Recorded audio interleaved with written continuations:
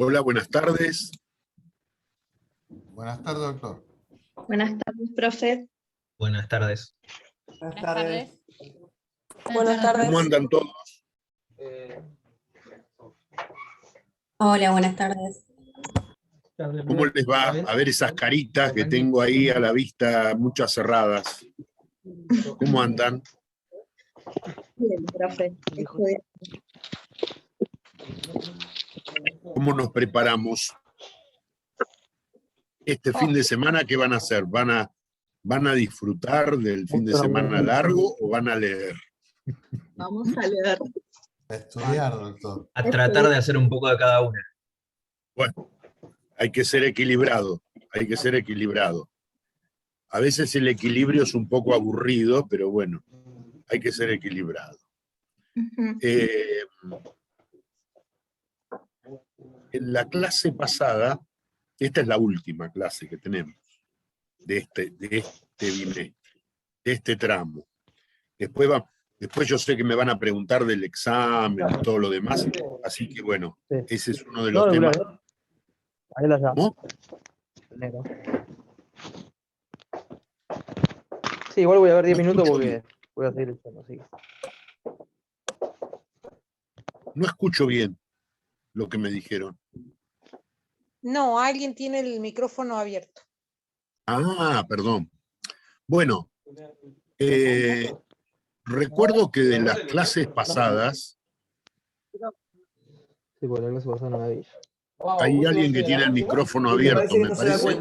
Bueno, ahí tengo pijama aparte. Me parece que es... Emanuel, Emanuel, ¿tenés el micrófono abierto? Ahí, ahora sí. Encima me parece que estaba hablando de política. Bueno,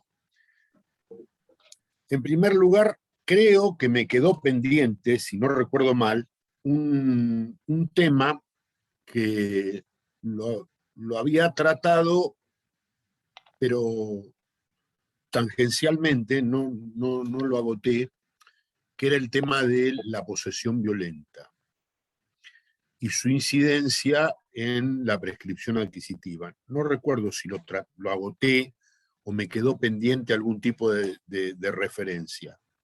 Pero fuera de ese tema, me gustaría, ya que es la última clase, y tienen muchas clases subidas al campus, creo que incluso se proyectan por YouTube, yo nunca me opuse a eso. Algunos profesores dicen que es su propiedad intelectual,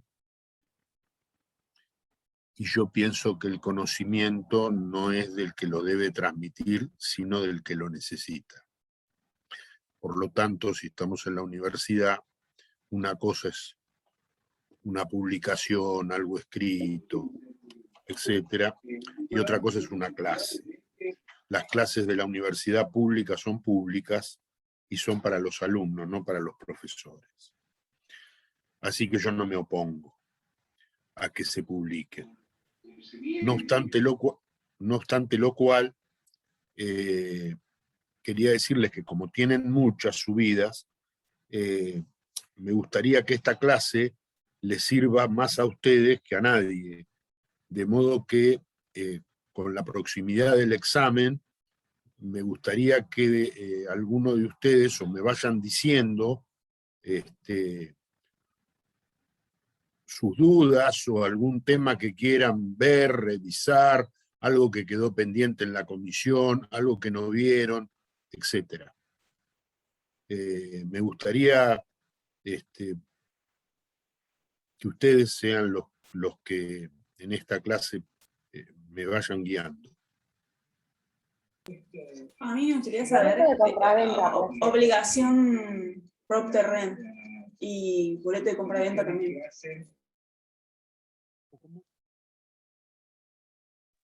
Las obligaciones propter rem.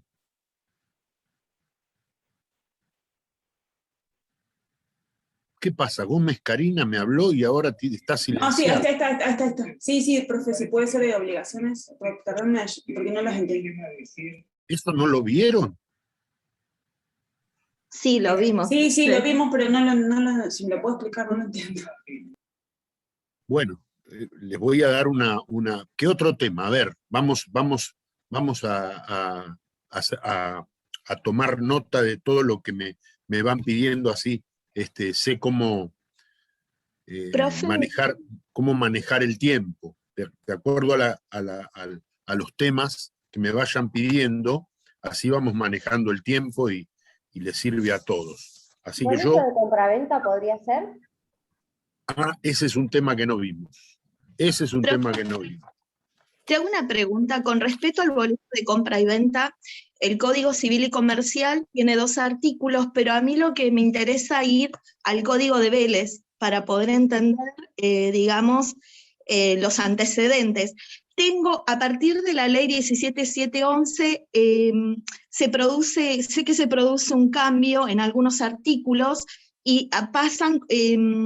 Y bueno, quiero entender bien esa parte, porque hay como 3 modificaciones de los artículos, en ciertos artículos, y me gustaría entender eso para poder entender bien los artículos del Código Civil nuevo, digamos. Perfecto. Puede ser. Ahí tenemos otro tema que no vimos. Ese sí que no lo vimos y quedó pendiente. Ese es un tema que quedó pendiente. ¿Qué otro tema? Vayan diciéndome, así yo más o menos sé cómo manejar el tiempo de la clase. Para que después al final, cuando faltan 3 minutos, no me digan, uy, doctor, ¿por qué no habla de tal o cual cosa? Por lo menos una referencia, un esquema darles. Profe, otra cosa puede ser con respecto a la ley de Pierri que la dimos la última clase.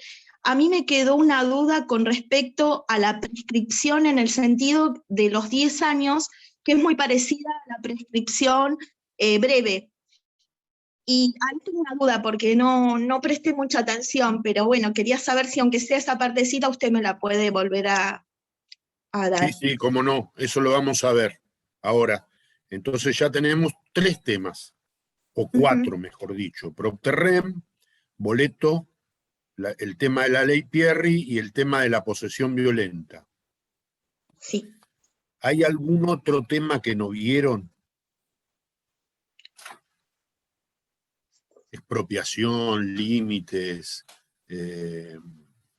modos de adquirir. Con respecto a los límites del dominio lo vimos, pero los límites inmateriales, no me acuerdo ahora bien. Las inmisiones inmateriales. Exactamente, las inmisiones inmateriales que tenían, creo, 4 presupuestos y el juez optaba conforme a cómo... ¿Eso de qué comisión? Yo estoy en la comisión 1. ¿En la comisión 1 no lo vieron eso? Yo no recuerdo. Bueno, mañana... Sí, lo vimos en la última clase con la doctora Molinelli. Sí, lo vimos el martes. Con la doctora Molinelli lo vimos. Bueno, les cuento esto, porque ese es un tema, sobre todo porque toca cuestiones ambientales, o de derecho ambiental, ahora como la llaman ahora, etc. Mañana tienen 2 oportunidades de tocar este tema o de ver este tema. Porque la doctora Torres Lastra yo sé que lo va a dar y da 2 clases en el día. Las 2 virtuales. Una, creo que es a las 11 y pico, y la otra es en este horario más o menos, no recuerdo. Así que ese tema lo pueden ver con ella.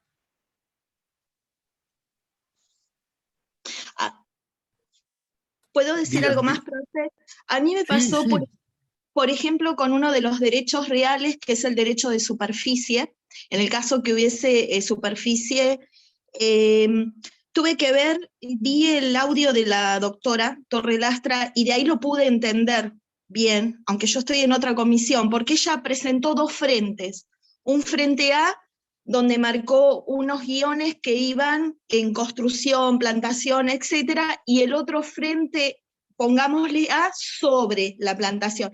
Entonces tuve que ver otro video porque no lo había interpretado bien, en que en realidad se transmite ese derecho real al, digamos, el propietario lo transmite, es un derecho real que se transmite, el uso, el goce y la disposición.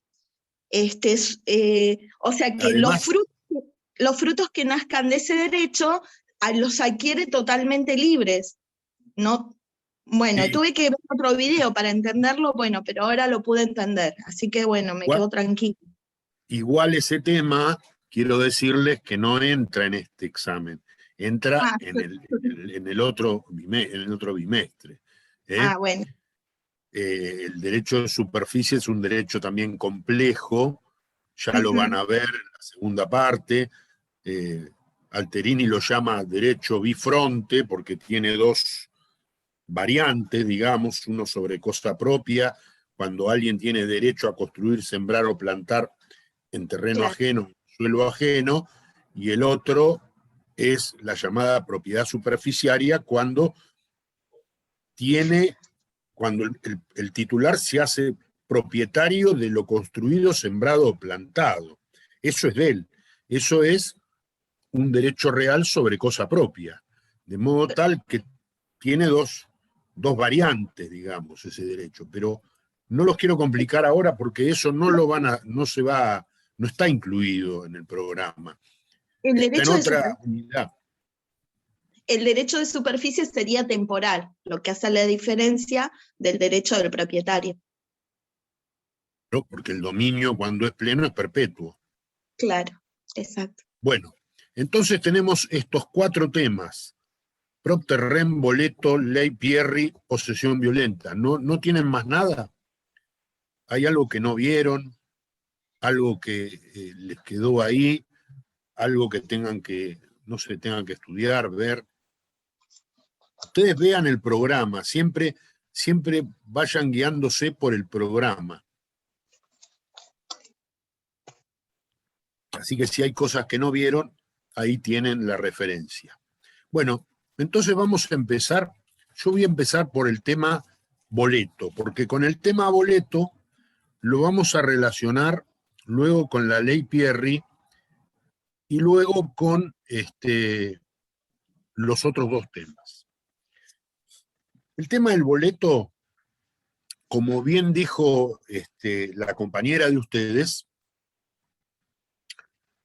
se remonta a los antecedentes y al código de Vélez-Sarsfield y al régimen que tienen los derechos reales y al régimen que tienen los derechos personales. Ustedes saben que los derechos reales son derechos absolutos y que por lo tanto son oponibles erga omnes. En cambio, los derechos personales son derechos relativos y por lo tanto tienen una esfera acotada de efectos que se circunscriben a las partes, a los sucesores a quienes se transmitiesen y a algún tercero que aparezca, como por ejemplo podría ser un fiador en un contrato de locación, que es un tercero, pero que de alguna manera ingresa en esa relación.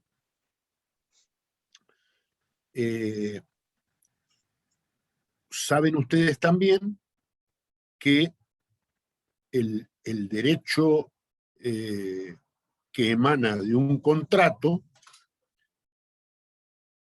ahora y en el Código de Vélez-Sarsfield, es un derecho personal.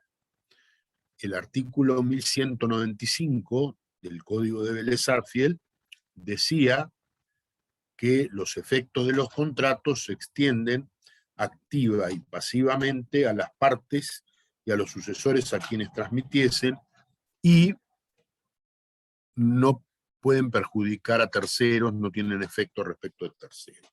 Ahí se ve claramente esa relatividad que es inherente a los derechos personales y a su esfera acotada, mientras que el derecho real absoluto irradia efectos erga omnes respecto de la relación real.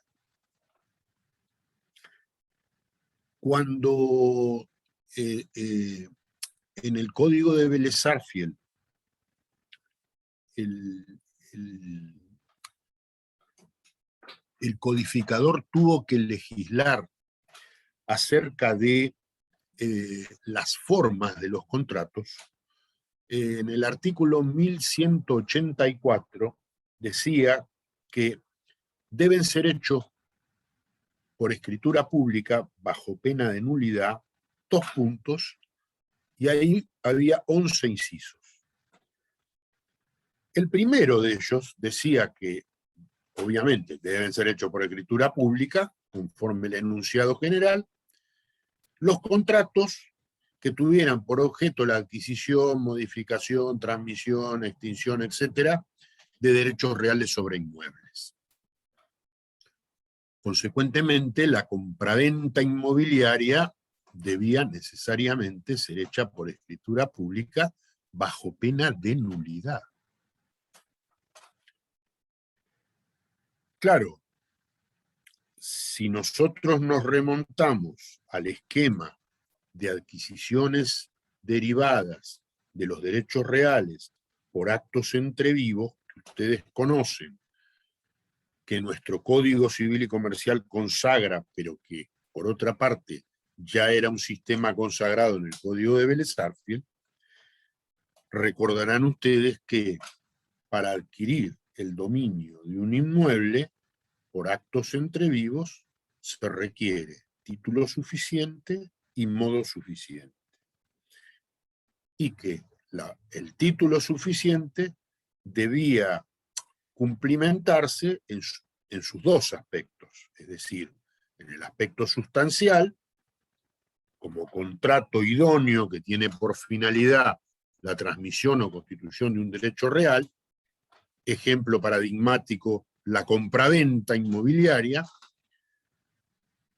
y desde el punto de vista formal, el título era suficiente cuando se cumplían las solemnidades que para el contrato en cuestión se imponían o se establecían en la ley.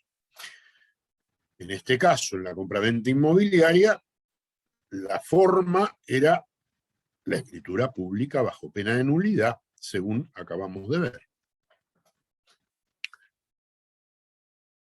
Ahora bien, cuando el Código legislaba acerca de la posesión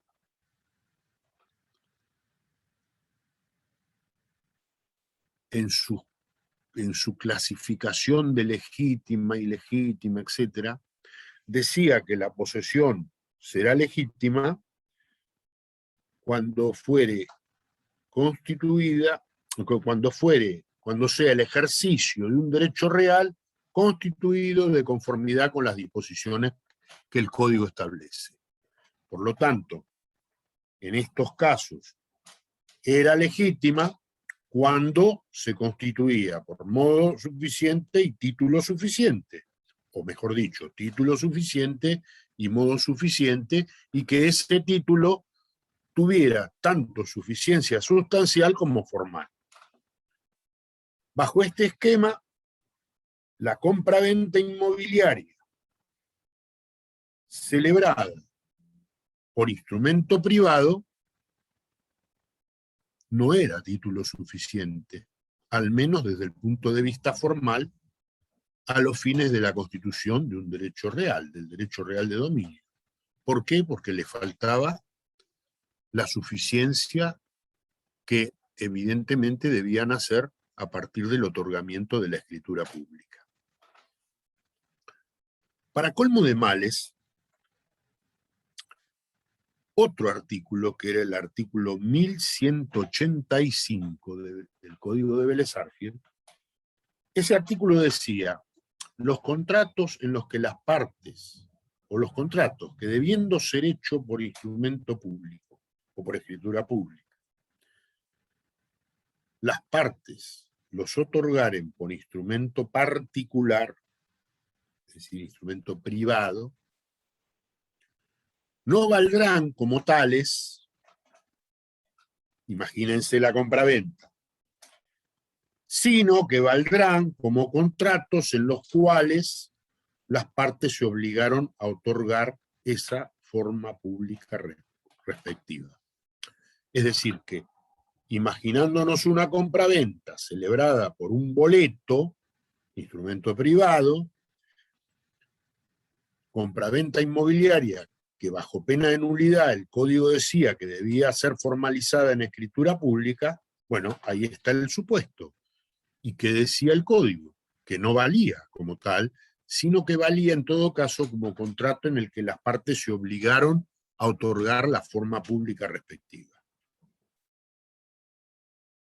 Claro, bajo este régimen, la doctrina estaba dividida en un gran abanico.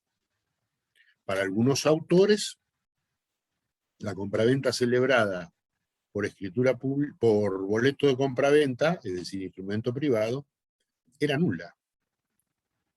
¿Por qué? Porque debía necesariamente haberse otorgado la escritura pública bajo pena de nulidad. Y siendo una forma solemne, la nulidad estaba a la vista porque era manifiesta. Otros autores dijeron, bueno, no, está bien, no vale como compraventa inmobiliaria, pero de acuerdo a lo que decía el 1185, vale como contrato en el que las partes se obligaron a otorgar esa forma pública. Es decir, no es un contrato de compraventa definitivo, en todo caso es una promesa de venta. Es una promesa. Otros decían, es un contrato provisorio, provisional, cuyo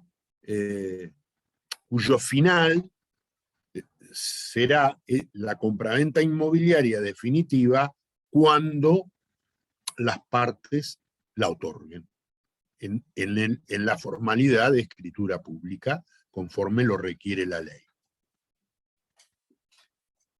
Bueno, si esa promesa era tal, tampoco era un título suficiente en sentido sustancial, porque ya no era el contrato de compraventa, sino que era un precontrato o un antecontrato o una promesa de contrato, pero no era la compraventa definitiva.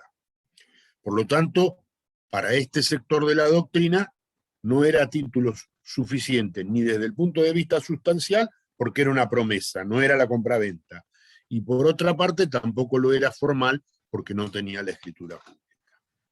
En síntesis, no había posesión legítima. El poseedor, mediando boleto de compraventa, no era un poseedor legítimo. ¿Era un poseedor de buena o de mala fe? Bueno, la buena fe consistía en estar persuadido de la legitimidad de la posesión. pero estar persuadido en virtud de un error de hecho.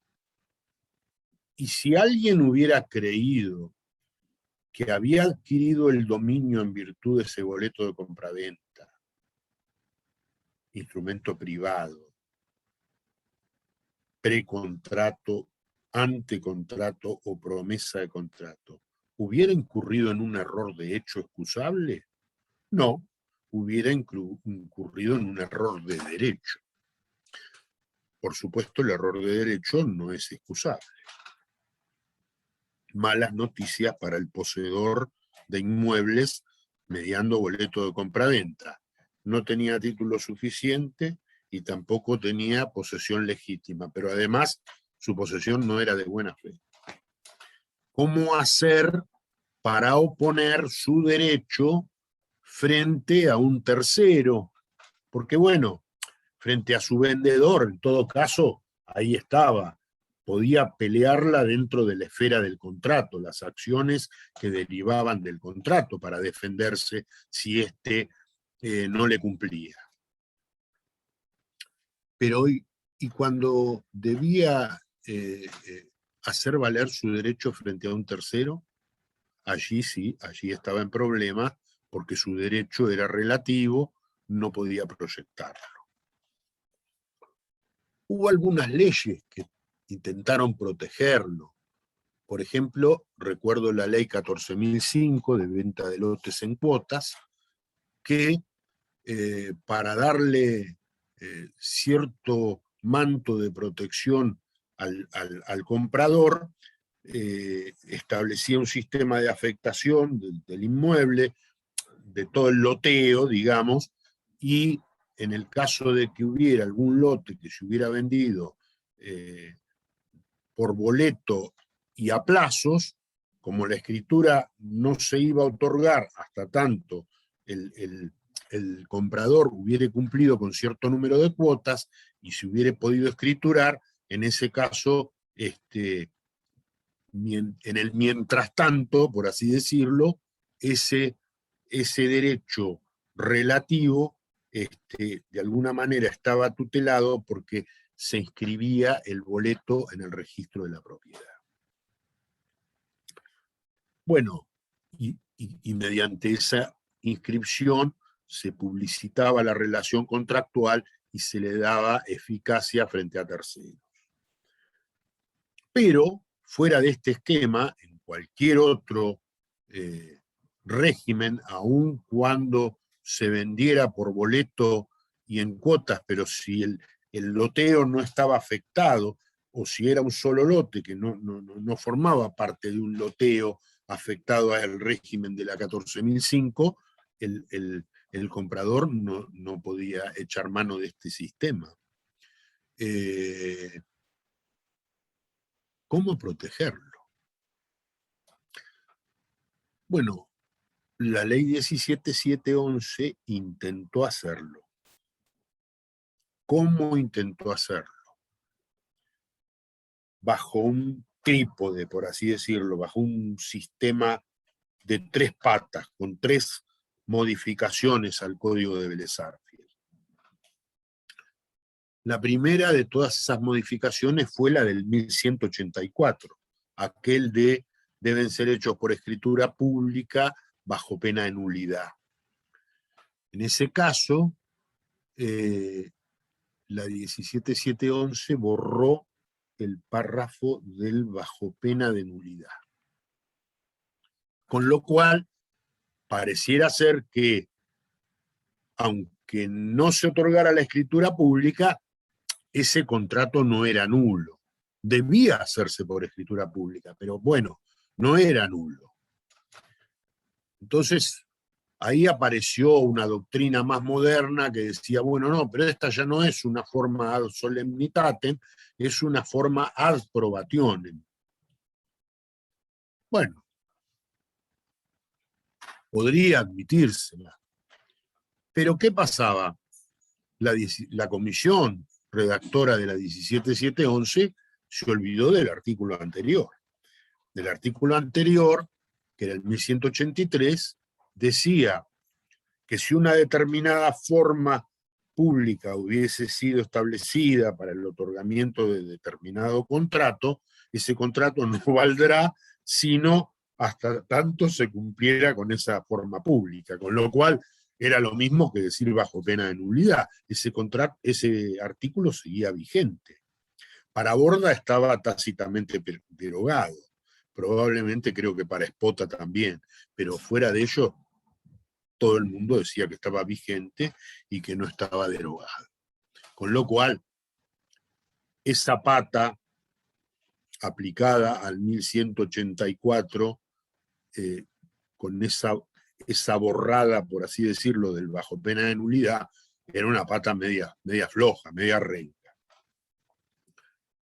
A lo que decía el 1185, ese de que no valdrán sino como contratos en lo que las partes se obligaron a otorgar la forma pública, le agregaron un artículo más al Código Civil, el 1185 bis.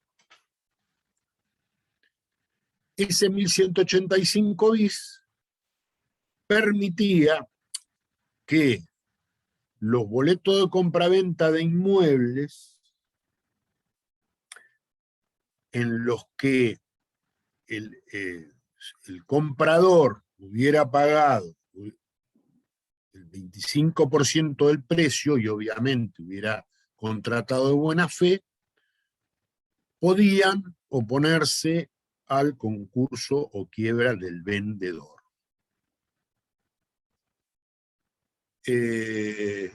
La redacción no era muy feliz porque primero dijeron los boletos de compraventa a título oneroso, como si hubiera alguna venta que puede ser gratuita. Era terriblemente grande el error que se había cometido de redacción, pero bueno, después fue enmendado por una ley de fe de ratas. El problema de ese artículo fue que como incursionaba en el ámbito del derecho concursal,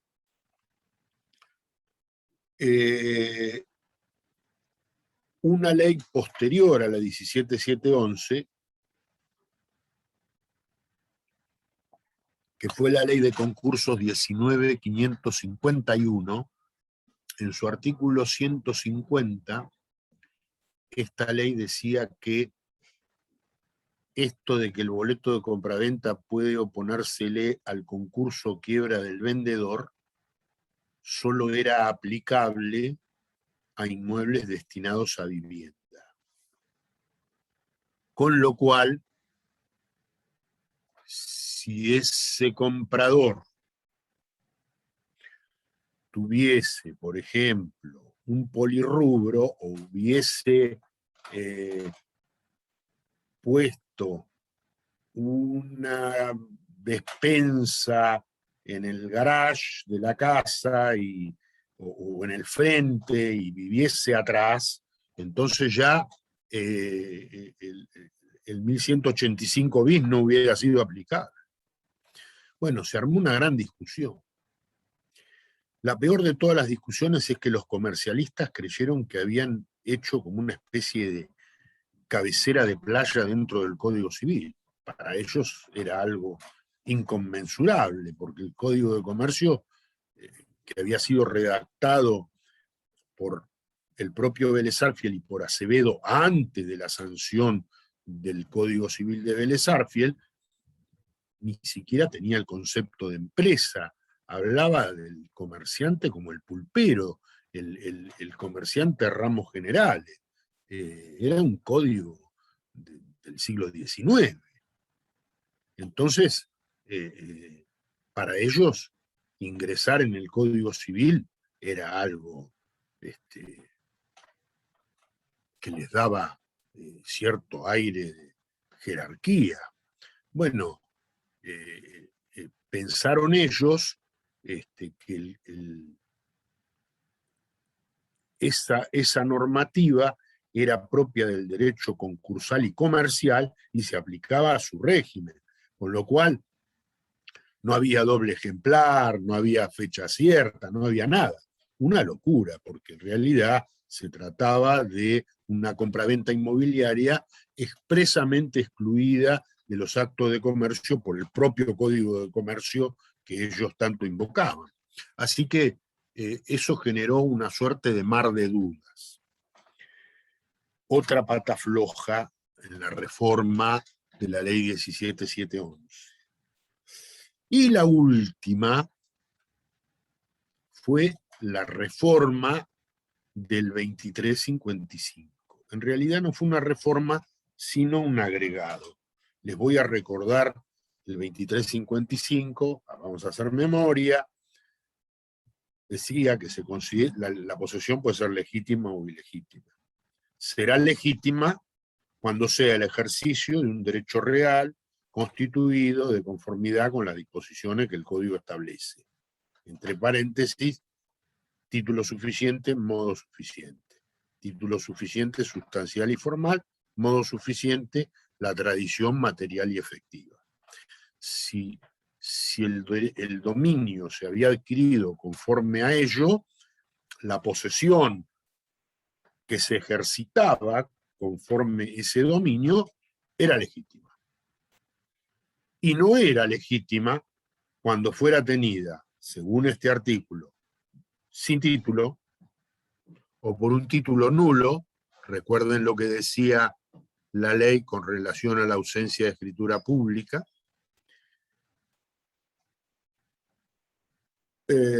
o por un modo insuficiente, o cuando se adquiría de quien no tenía derecho de poseer o no tenía derecho de transmitir la cosa. En esos 5 casos, la posesión era ilegítima. ¿Qué hizo la 17711? Le agregó un párrafo que decía, salvo,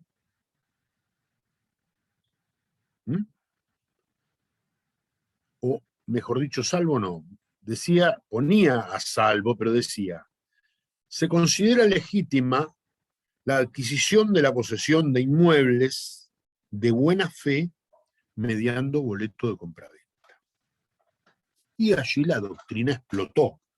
¿Por qué explotó?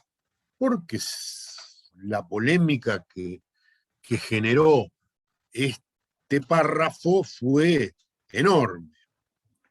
¿Por qué fue enorme? Porque para algunos, Garrido, Andorno, Mosetti Iturraspe, Espota, Borda, la posesión adquirida mediante boleto de compraventa era legítima.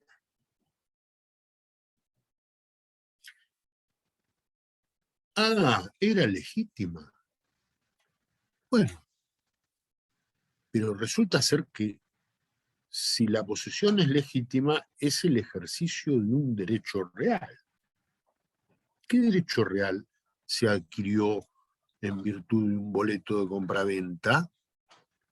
Y entonces ahí contestaba Bustamante Alsina y sus seguidores. El dominio. ¿El dominio se adquirió por boleto privado? Bueno, en realidad se adquirió un dominio imperfecto. ¿Un dominio imperfecto? ¿Cuál? Revocable no es. Fiduciario tampoco es. Desmembrado tampoco es. ¿Cuál es? Bueno, es un dominio adquirido sin haber cumplido las formas. No, se terminó, no resiste el menor análisis, vamos a dejar de lado este criterio. ¿Cuál es el derecho real que se adquirió? Porque si la posesión es legítima, otros como Garrido, Andorno dijeron, es el derecho real de posesión. No, no. Si la posesión es legítima, no está remitiendo a ningún derecho real de posesión. Estamos hablando de la posesión. La posesión inherente al derecho real de posesión es tautológico, algo que entra como en un círculo vicioso del que no se puede salir. No, no. Díganme cuál es el derecho real. No había ningún derecho real no había posesión legítima. Tampoco la ley decía que decía que era legítima, decía se considera legítima. Cuando yo digo se considera, estoy diciendo no es. Lo considero como si fuera. Esa es la reflexión que uno hace. Entonces, bueno, si no es, y digo se considera, ¿qué es lo que dice la ley? La ley dice, se considera legítima la adquisición de la posesión. Eso es lo que nos decía Alsina Atienza. Lo legítimo no es la posesión, es la adquisición de la posesión. Eso es lo que dice el Código. ¿Y qué quiere decir que se considera legítima la adquisición de la posesión? Que se considera lícita, se considera conforme a derecho, pero esto no quiere decir que la posesión cambie de categoría, sigue siendo ilegítima. Para colmo de males, el Código decía, el Código de Vélez con esta reforma, se considera legítima la adquisición de la posesión de inmuebles de buena fe mediante boleto de compraventa. Y si le estamos pidiendo buena fe al poseedor, ¿en qué categoría estoy? ¿En la posesión legítima o en la posesión ilegítima? Porque al poseedor legítimo, que es el propietario, yo no le tengo que pedir buena fe. Cuando entro a considerar la buena o la mala fe, es porque estoy en el ámbito de la posesión ilegítima. Con lo cual, toda esta discusión estaba como les diría, en una especie de gran polémica, círculo vicioso. En realidad se creía leer en el código lo que el propio código no decía.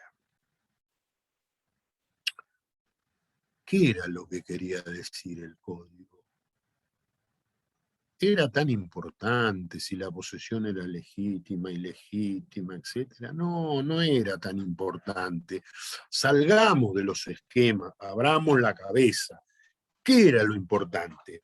Lo importante era que se consideraba legítima la adquisición a los efectos de darle al comprador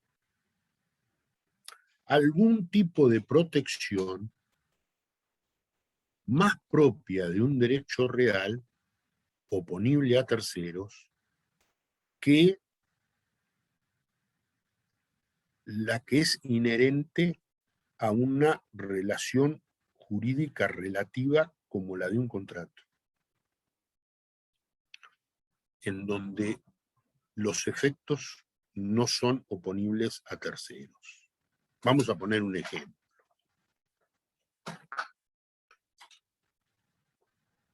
Hay un señor propietario que vende un inmueble a otro por boleto de compraventa y le entrega la posesión.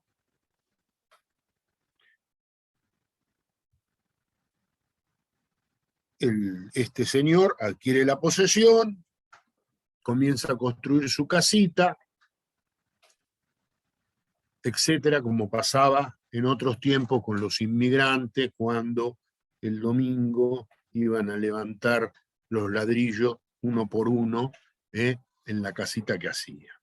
Y después cuando la cerraban, un solo ambiente, se iban a vivir, y ahí después hacían la cocina, el baño que estaba atrás lo traía, y tantas otras cosas. Así se fue haciendo en la Argentina. ¿Qué era lo que se propugnaba? Se propugnaba proteger a este comprador. Entonces, si ese mismo vendedor, inescrupuloso, no le había escriturado,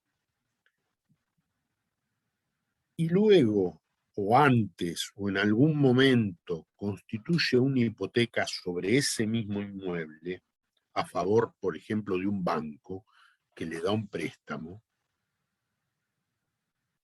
si después ese señor, el vendedor, no pagaba la hipoteca y el banco iba a ejecutar y quería subastar, ¿qué pasaba cuando colisionaban los derechos del comprador, poseedor por boleto, y el banco acreedor hipotecario?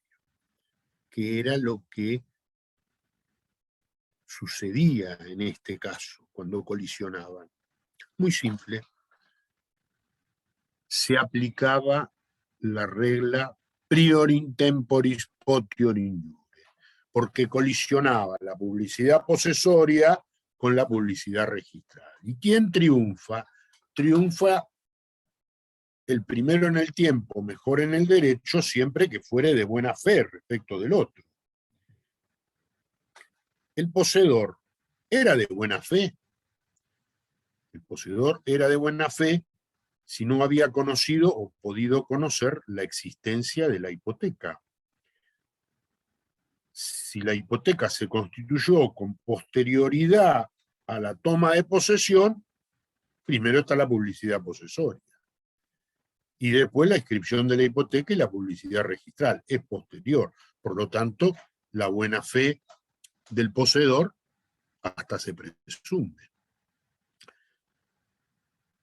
Y por lo tanto, ese señor banco que concedió un préstamo al vendedor y tomó en garantía hipotecaria un inmueble y no fue a constatar que ya estaba poseído por un tercero, no puede invocar buena fe. Obró con culpa. ¿Qué era la culpa en el Código de Vélez? La misma que ahora. Artículo 512, la omisión de las diligencias necesarias atendiendo a la naturaleza de la obligación y las circunstancias de las personas, de tiempo y de lugar.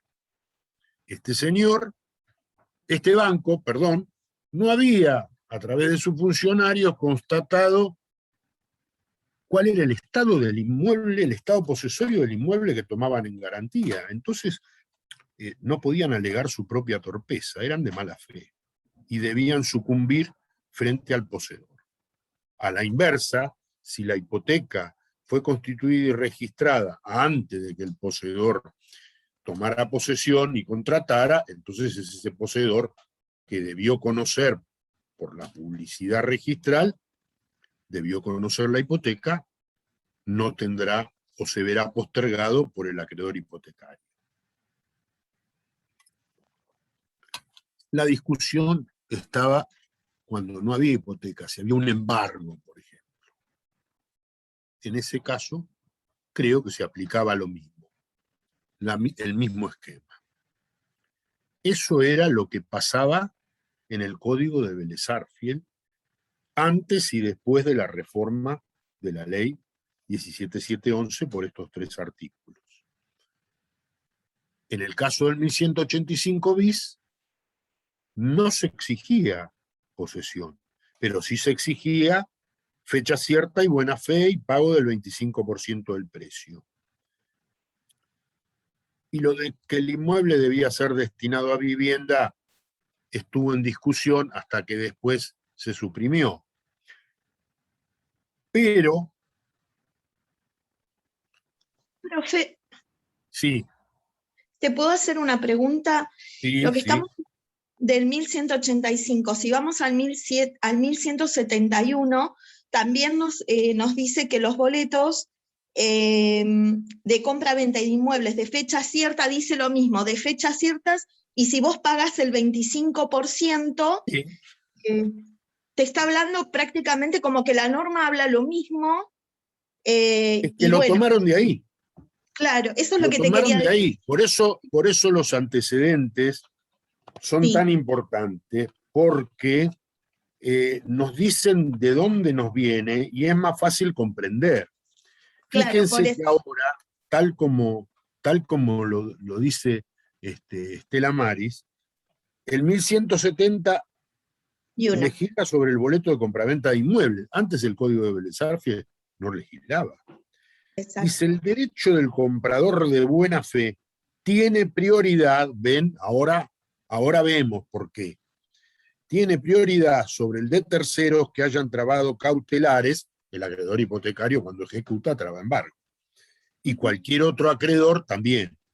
Entonces dice, sobre terceros que hayan trabado cautelares sobre el inmueble vendido, sí.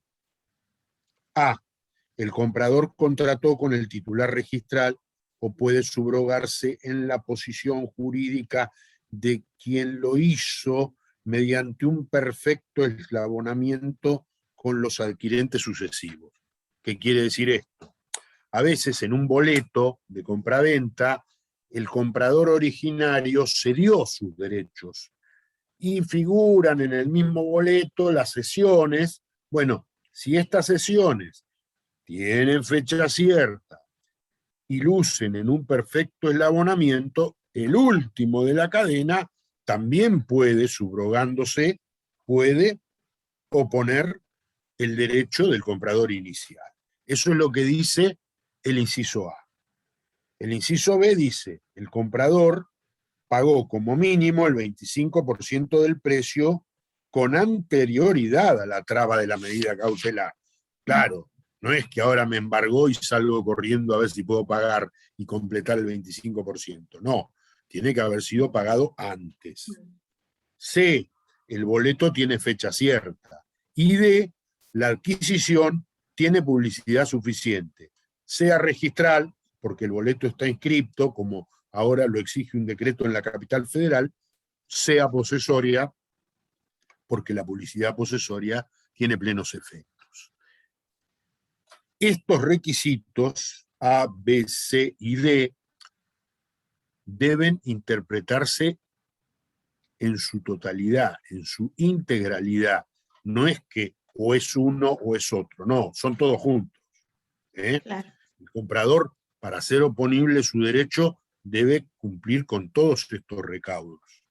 Y en el caso que así fuere, cuando hay concurso o quiebra, en esos supuestos, entonces podrá oponerlo bajo todos estos recaudos, conforme lo dice el artículo siguiente, 1171. Esto es lo del boleto de compraventa. A veces el boleto de compraventa no tiene todos estos recaudos. Y en la prescripción adquisitiva, el boleto de compraventa resulta que no es justo título para la prescripción breve. ¿Por qué? Porque el justo título indefectiblemente es el que reviste de todas las solemnidades que la ley establece. Es decir, que el justo título debe tener la apariencia de un título suficiente en cuanto a sus formas. Y el boleto, obviamente, no cumple esta requisitoria. Por lo tanto, el boleto de compraventa está excluido de la posibilidad de la prescripción breve. Pero, en el régimen de la ley Pierri, cuando se puede establecer que hay un boleto del cual se beneficiaron el comprador inicial, los continuadores, los familiares, etcétera, etcétera, y cumplimentados todos los recaudos que deben acreditarse desde ese punto de vista en la casa de tierras, que se comprueba la verosimilitud y la legalidad de esta situación, se otorga como un instrumento provisorio que es el que se inscribe, una escritura provisoria, pero esta no es la escritura pública de compraventa, sino que es una suerte de acta que, digamos, acredita el cumplimiento de todos los recaudos y que se formaliza por escritura pública y se inscribe en el registro de la propiedad.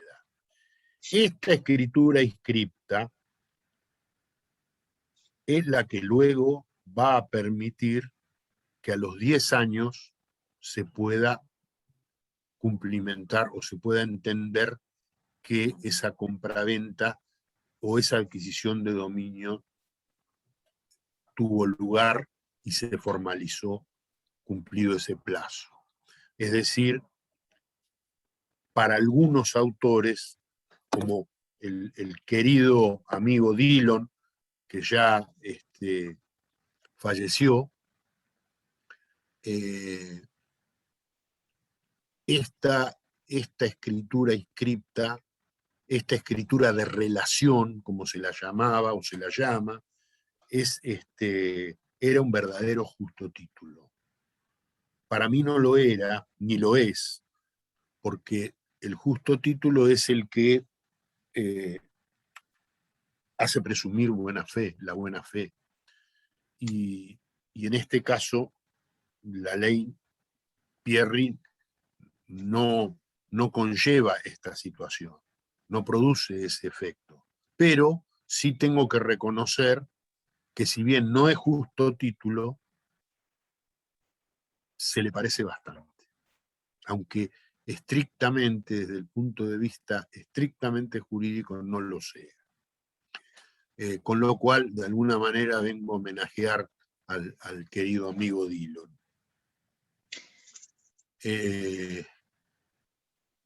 Coautor del recordado código Papaño Kipper, o Papaño Dillon, Kipper y Cauce, redactado en otros tiempos. Bueno, eso es con relación a estos dos temas. Profe, Sí.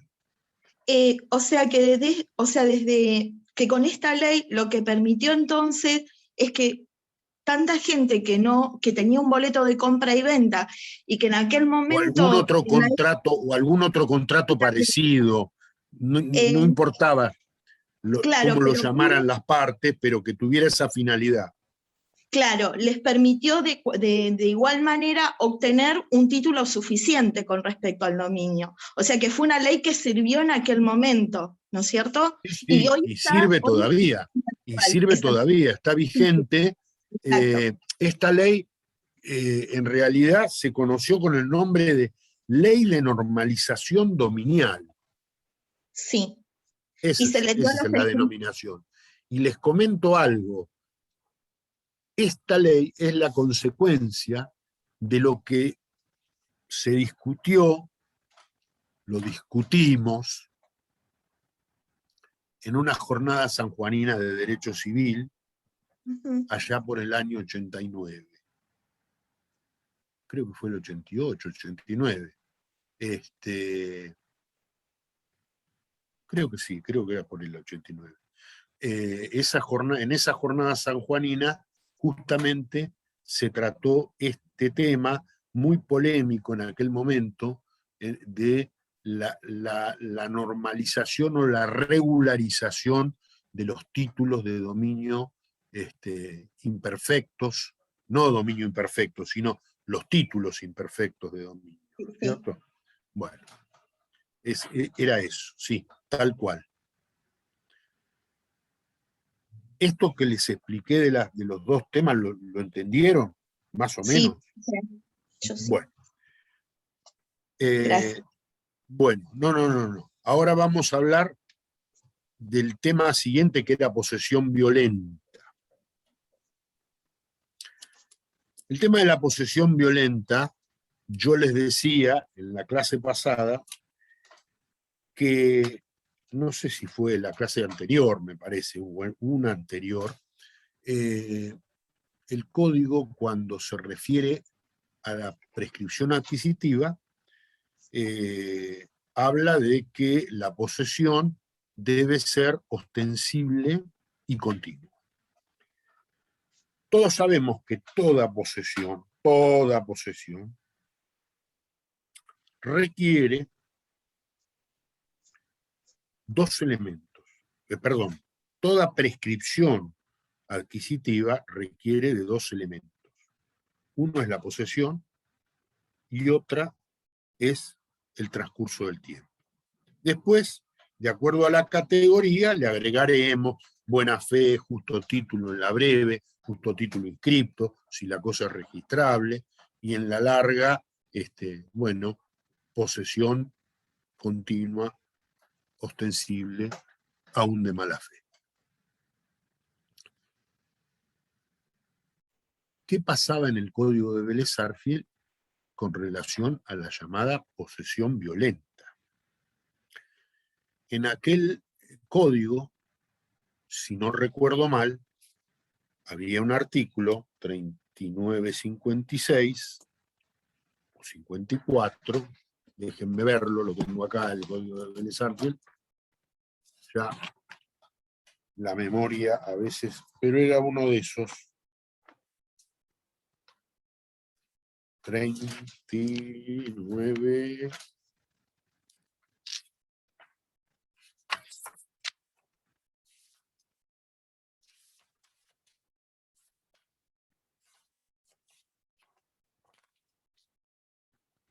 Llegamos. 39.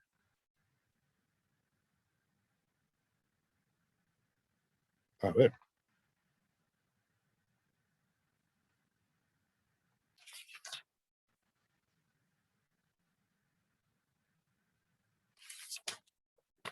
Bueno, no sé qué me pasó con la memoria. Pero acá, 3959. El código de Vélez-Sarsfield decía: la prescripción de cosas poseídas por la fuerza o por violencia no comienza sino desde el día en que se hubiere purgado el vicio de la posesión. ¿Qué pasaba con esta disposición? Sobre la purga de los vicios había una discusión. Para algunos, en el caso del vicio de violencia, se purgaba cuando la violencia cesaba. Y para otros, al año de que la violencia cesaba, porque durante ese año se puede promover la acción posesoria. Entonces, mientras yo pueda oponer la acción posesoria, tengo la posibilidad de defenderme. Si tengo la posibilidad de defender, esa posesión que me acaban de arrebatar violentamente, mi posesión no se murió. Aun cuando me la hubieran arrebatado, tengo la posibilidad. Esa era la discusión. El código actual no tiene una norma similar. Se borró. No existe más una norma similar al 3959. Entonces, la doctrina se pregunta. Para colmo, el código dice que se requiere la posesión ostensible y continua. Ostensible, ya habíamos visto, es sinónimo de pública, es sinónimo de manifiesta, de patente. Eso es una posesión ostensible. Mientras que continua es una posesión que no ha sido interrumpida por ningún acto o que el poseedor la continúa como por inercia, como la conserva conforme a la ley. Entonces, ahora nos tenemos que preguntar, ¿puede ser violenta? ¿Debe ser pacífica esa posesión? Porque ahora el código no dice nada. Y la doctrina, aunque de manera desigual, está dividida. Por suerte, hay un gran sector mayoritario que sostiene que la posesión debe ser pacífica, como en todos los códigos del mundo, y el código español, en el derecho romano, el famoso nec vi, nec clam, nec precario, apto para las acciones, los interdictos, etc. La posesión violenta ha sido objeto y es objeto de repulsa por todas las legislaciones. De modo tal que, ¿cómo nosotros vamos a convalidar una posesión adquirida por un mecanismo ilícito, porque la violencia tiñe de viciosa a la posesión así adquirida? Entonces, ¿cómo si la posesión es viciosa, si la usurpación es un delito, cómo al autor de ese delito le vamos a permitir prescribir? Hay un axioma, y ese axioma es que de un delito nunca puede nacer un derecho para quien lo comete. Si pensamos un poco, nos vamos a dar cuenta que es aberrante sostener lo contrario. De modo tal que en el código tenemos que pensar que la posesión debe ser pacífica y no violenta. Pero además hay otro argumento que es importante, a mi juicio, y que es que cuando el código trata a la prescripción adquisitiva como modo de adquisición de los derechos reales en general, dice en su artículo 1904 que se aplican a este capítulo en lo pertinente las normas del título primero del libro sexto de este código. Vamos al libro sexto, título primero, libro sexto. Son las disposiciones comunes a la prescripción liberatoria y a la prescripción adquisitiva. Por esto de que las normas son imperativas, quiénes son los sujetos, cómo es el caso de la renuncia, qué pasa con la suspensión, qué pasa con la interrupción de la prescripción y la prescripción liberatoria y demás. ¿Y saben lo que encontramos en estas normas aplicables? Para el cómputo de los plazos, dice el 2563 que la acción de declaración de nulidad relativa de los actos jurídicos, el cómputo del plazo se computa de la siguiente manera. Inciso A. Si se trata de vicios de la voluntad, nulidad del acto jurídico por los vicios de la voluntad. Bueno, si el vicio de la voluntad es el de violencia, ¿desde cuándo se computa? Desde que cesó la violencia. Esa norma se aplica, la inteligencia de esa norma se aplica expresamente a la prescripción adquisitiva y a la posesión de la prescripción adquisitiva. Pero además la posesión violenta es una posesión viciosa. ¿Qué artículo dije? El de la prescripción extintiva. Este artículo es el, ya les digo, 2563, inciso A, si no recuerdo mal. Exactamente, 2563, inciso A. Desde que la violencia cesa. Por otra parte, como decíamos, la posesión violenta es una posesión de mala fe calificada, es decir, ilícita. Pero además hay otro fundamento. Para toda prescripción, el código exige que la posesión sea una verdadera posesión, es decir, la tenencia no da lugar a la prescripción adquisitiva. Debe ser posesión. Y es propio de la definición de posesión el comportamiento como dueño. ¿Sí? Bueno, el comportarse como dueño requiere de eso. ¿Ustedes vieron a un dueño que adquiere la posesión arrebatando violentamente a otro? Ese no es propio del dueño, el comportamiento. El comportamiento propio del dueño es el que se revela como el que se comporta como un propietario, de manera pública, pacífica, continua, ostensible, a plena luz del día, pública, de manera inequívoca, de modo tal que todo ese conjunto de cualidades me hacen representar la apariencia de un derecho. Quien arrebata y adquiere la posesión por medios violentos no se comporta como un propietario.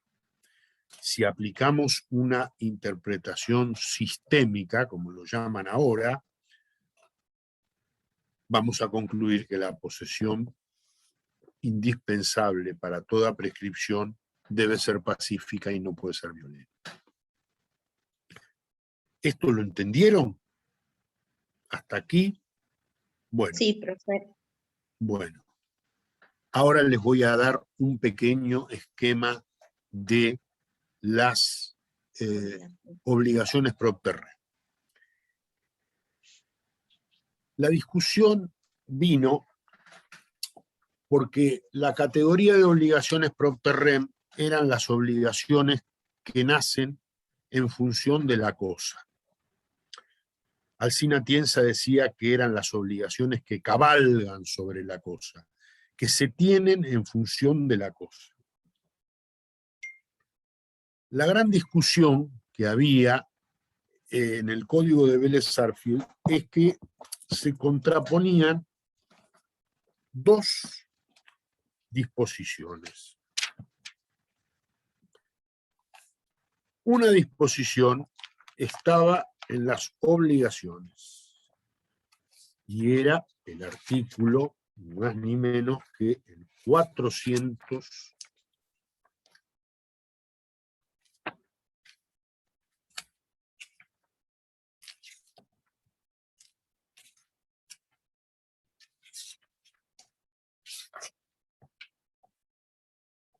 97 que ya les leo. A todo derecho personal corresponde una obligación personal. No hay obligación que corresponda a derechos reales. Y así una larga nota, citando al código francés, etcétera, etcétera, acerca de si hay obligaciones que son inherentes a los derechos reales y otras que no. Y Vélez-Sarsfield, en este caso, dispone que no hay obligaciones que se correspondan con los derechos reales. Pero, en las disposiciones comunes a los derechos reales y personales, citando a otra fuente, que eran Aubry et Rau y a Duranton, decía, 3266, decía que era Zacharí, era el autor al que Vélez-Sarsfield siguió.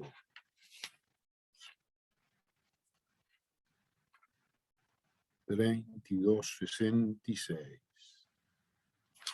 Aquí. Miren qué decía el 32.66, que se lo quiero leer porque vale la pena. Las obligaciones que comprenden al que ha transmitido una cosa respecto a la misma cosa, pasan al sucesor universal y al sucesor particular.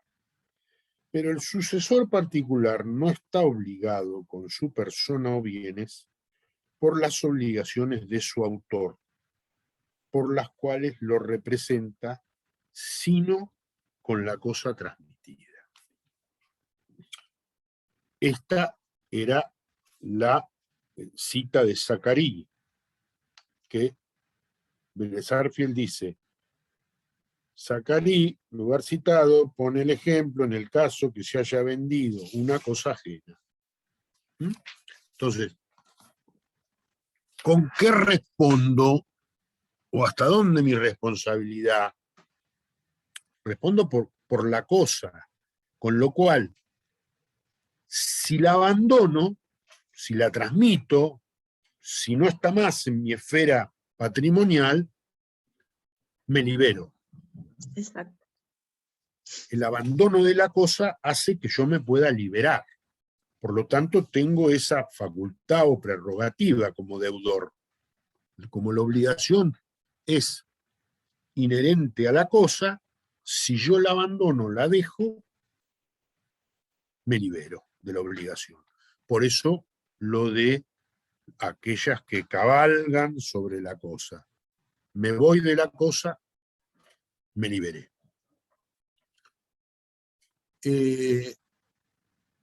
Había una norma paradigmática que era el ejemplo, que eran las normas del condominio. Todo condominio tiene la obligación, de contribuir a los gastos comunes, los gastos de conservación de la cosa común. Lo mismo pasa en la medianería, que es un condominio especial. Contribuir a los gastos de la pared común, que separa las dos heredades. Si no lo hace, el otro le puede exigir. Pero puede liberarse el condómino abandonando su porción o su parte o la parte de la propiedad, de la pared o de la cosa común, para liberarse de la obligación. Ese era el esquema que rodeaba al Código Civil originario. ¿Qué ocurrió?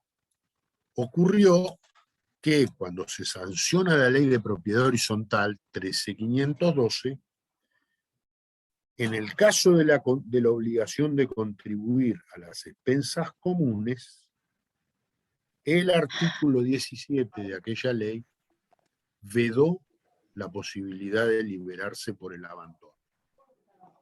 Con lo cual, si la cosa era vendida, enajenada, transmitida a otro, con deuda de expensas, el vendedor anterior propietario no se podía liberar de esa obligación. De modo tal que para algunos esa obligación no era una propter rem y para otros sí, era una propter rem en el que la ley había hecho una excepción con la facultad de abandono. Este es más o menos el panorama. Hoy también está vedado poder liberarse con el abandono en el condominio común, según lo van a ver ustedes en la segunda parte.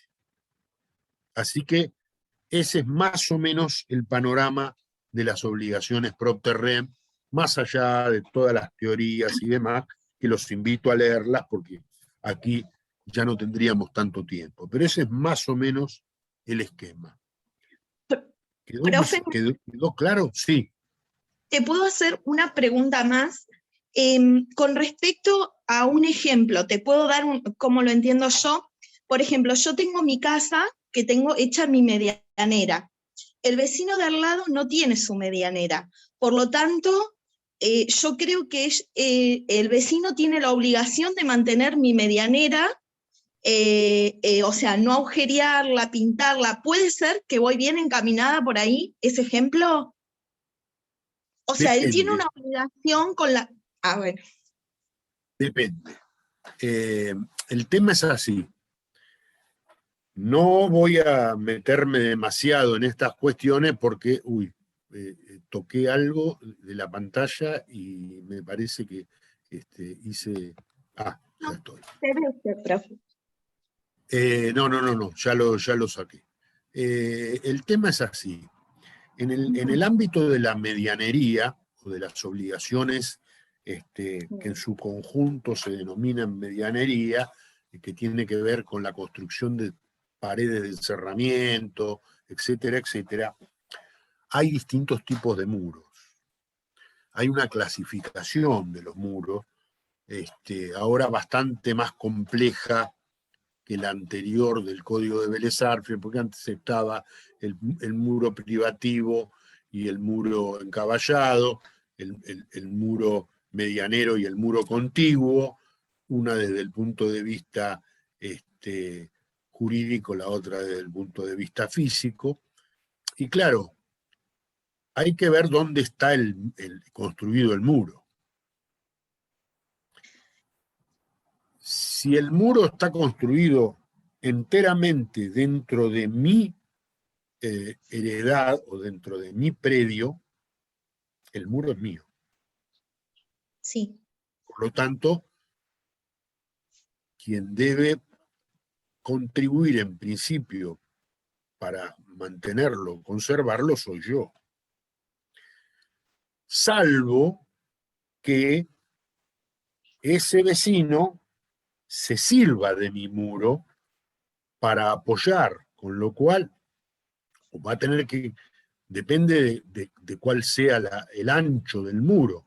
Si es un muro de 30 centímetros, hay que ver la legislación local, qué es lo que dice al respecto con relación a la altura, qué tipo de pared sea, si es una pared de cerramiento o qué, si hay construido más arriba de los 3 metros, etc. Hay un sinnúmero de cuestiones. Entonces, a veces, cuando el muro es medianero porque pertenece a los dos y está ubicado el eje de la pared, mitad para un predio y mitad para el otro, es un muro en condominio. Allí, cuando hay un muro en condominio, que es el muro medianero, ahí son los dos los que deben contribuir. Bien.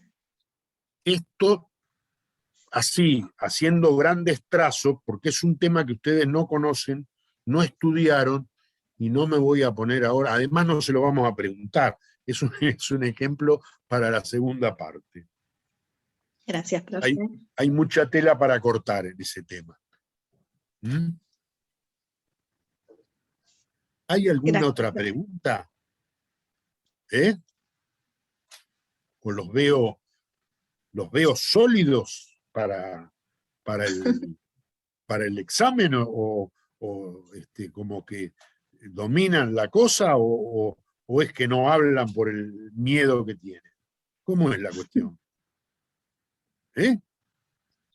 Bueno, quiero decirles algo. Todavía tengo una reunión pendiente con los integrantes de mi cátedra, por lo tanto no sé quiénes van a estar presencial y quiénes van a estar virtual. Todo va a depender un poco de esa situación. Y también va a depender de quienes piden por excepción, porque la regla es la presencialidad. Vamos a hacer que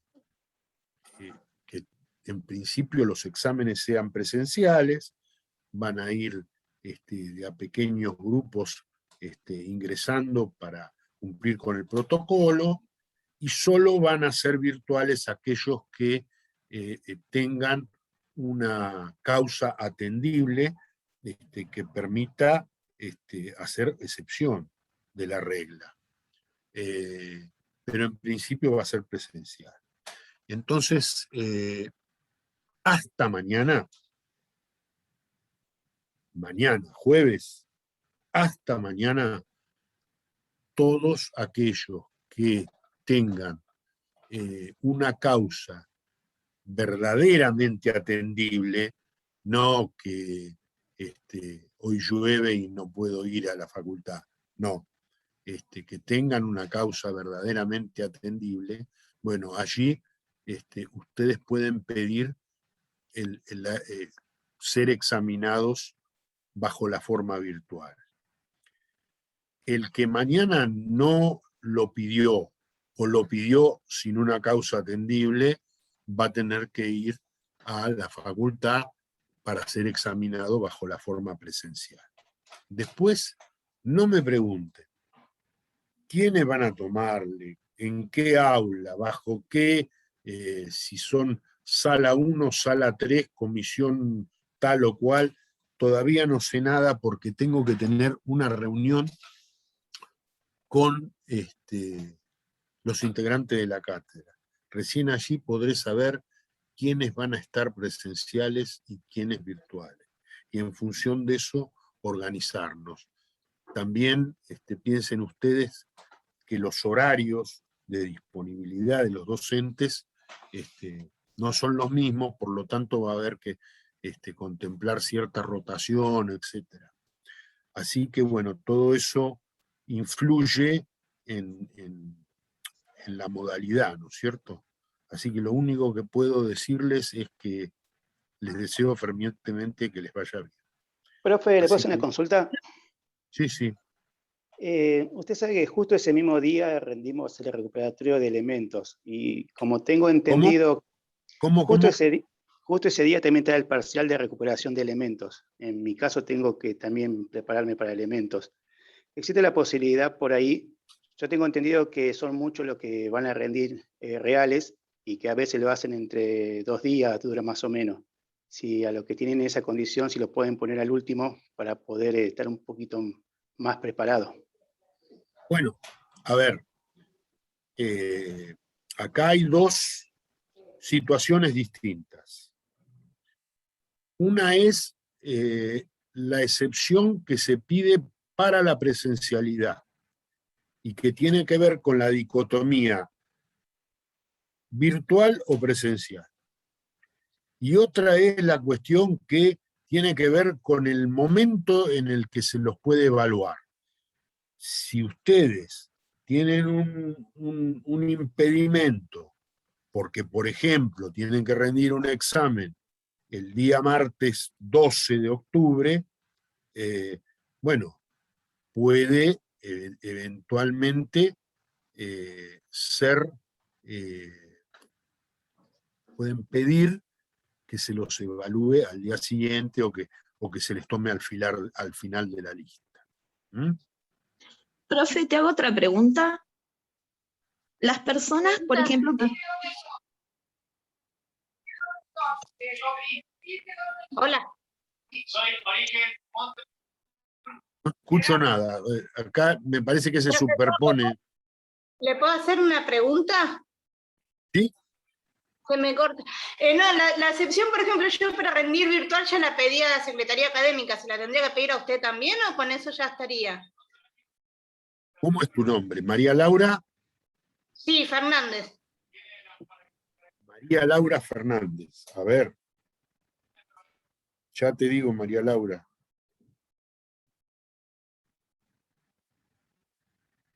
Si me esperás un momento, ya te digo.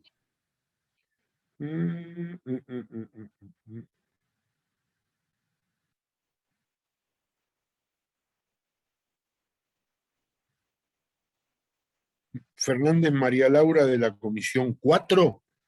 Sí. Estás en la lista de exceptuados. Ah, bueno, muchas gracias. No, pensé que le tenía que pedir a usted también. Gracias. Pero eso eso lo tienen que corroborar ustedes. Sí, yo le había pedido, como usted recién lo tienen que pedir mañana, yo interpreté también que había que pedírselo a usted. No, los que no lo pidieron todavía, Ah, perfecto. Está bien. bueno, tienen hasta mañana para hacerlo. Perfecto. Bueno, Es decir, gracias. para agregarse a esta lista. Bueno. ¿Dónde se puede ver esa lista? ¿Cómo? ¿Esa lista está visible en el campus o por dónde la podemos ver? Miren, yo creo que la lista la tienen en la Secretaría Académica o en la Secretaría de Coordinación ahí en la facultad, en el primer piso, y también creo que la tienen en el centro de estudiantes por razones obvias.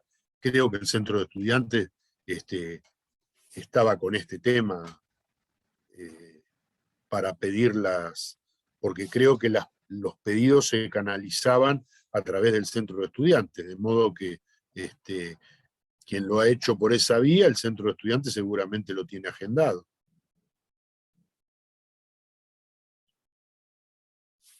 Yo les digo hasta ahora lo que tengo, si ustedes quieren, no sé, es lo mismo.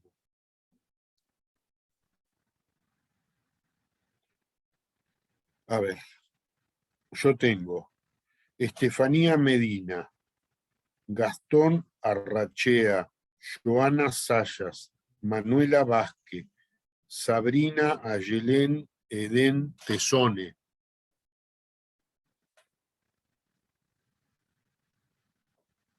María Carolina de Gorgui, todos de la Comisión 1. La 2 y la 3 son hasta ahora presenciales, por lo tanto no tienen pedidos de excepción. Y de la Comisión 4 tengo Zoe Agustina López Freidenberg, Gustavo Martino o Martino Gustavo, Fernández María Laura, Yamila Ciancaglini, Dierix y Jessica Lucía Cristín. Esos son los exceptuados que tengo hasta ahora. Profe, ¿a qué hora empieza el parcial? En el caso de Alexis Fernández, deberías canalizar tu pedido por el lado no ya de la presencialidad o virtualidad, sino para la fecha de evaluación, para que te pongan al final de la lista. Lo mismo para todo aquel... Eso se lo tenemos que pedir a... Porque a mí ¿Cómo? me pasa lo mismo, lo del recuperatorio. El mismo día rindo el recuperatorio y se lo tengo que pedir a usted, mandarle un mail a usted y preguntarle si nos puede poner últimos. No, ustedes canalícenlo por la vía del centro de estudiantes y de la Secretaría Académica, que creo que ellos trabajan más o menos coordinadamente.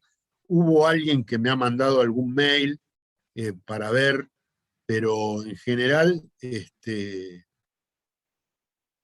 creo que la vía por la que lo canalizan es esa. Gracias, profe. Bueno, ¿está todo bien? Profe, ¿a qué hora comienza el parcial? Miren, en principio es a las 10 de la mañana, tanto virtual como presencial.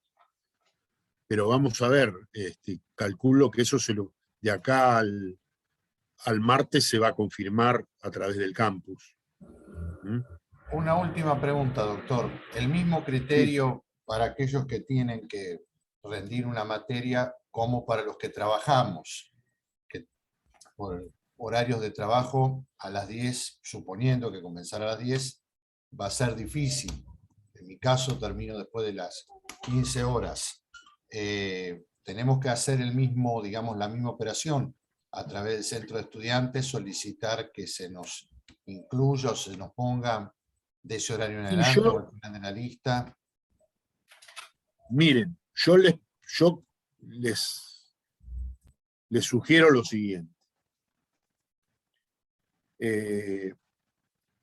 Si ustedes saben que les van a tomar en un horario o día inconveniente, vamos a poner un ejemplo, el martes a las 10 de la mañana son número 1 o número 2 de la lista, y ustedes saben que hasta las 4 de la tarde no tienen disponibilidad porque tienen que rendir un examen o porque trabajan, por poner un ejemplo, como esos horarios en principio se resultarían inconvenientes, tienen que avisar antes.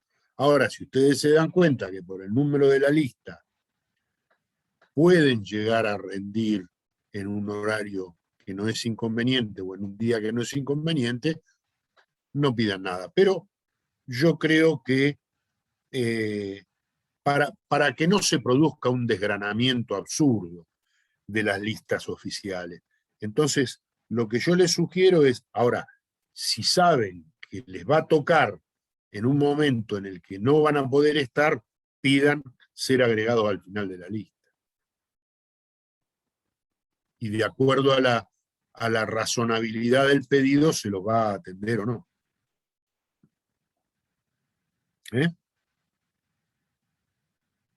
Sí, correcto, doctor, está bien. Si yo, mi preocupación es no llegar en tiempo y forma, por lo que usted acaba de decir, infiero de que podría estar llegando bien horario, pero uno trata de asegurarse para estar presente en el momento que lo citen. Vean las listas, y cualquier cosa, bueno, consulten, pidan, vean. Esa es la idea. Una Perfecto. consulta, las Muchas listas gracias. ¿van a estar Bueno, designadas chicos, por horario? desde ya les deseo lo mejor. Sean vivos para rendir. Cuando les digo vivos es tengan viveza, no la viveza criolla, escondedora, ventajera. Sean vivos, a ver, elijan un tema que manejen, sean desenvueltos. Si eligen un tema y no pueden balbucear 4 palabras, van a empezar a venir las preguntas del otro lado.